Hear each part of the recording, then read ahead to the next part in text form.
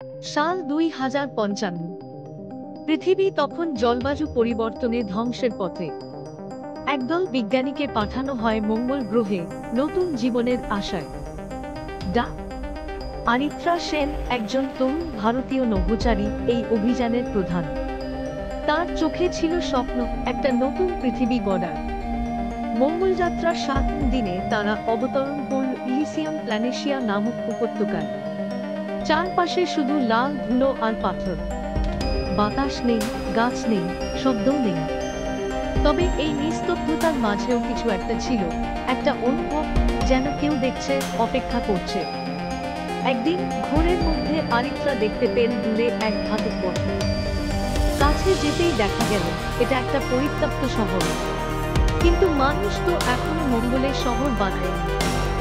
ঘরে ঢুকতেই অদ্ভুত চিহ্ন, ছবি, আরেকখানা অদ্ভুত ডিভাইস।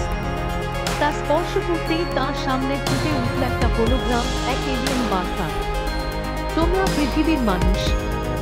আমরা এসেছিলাম বহু বছর আগে। তোমাদের পৃথিবী আমাদের উপহার ছিল, কিন্তু তোমরা তা ধ্বংস করছো। এবার তোমাদের পালা, এই গ্রহ বাঁচিয়ে দেখাও। আরিত্রা বিস্মিত। তিনি বুঝে গেলেন এই মিশন শুধু বাঁচার নয়, মানব জাতির দ্বিতীয় সুযোগ।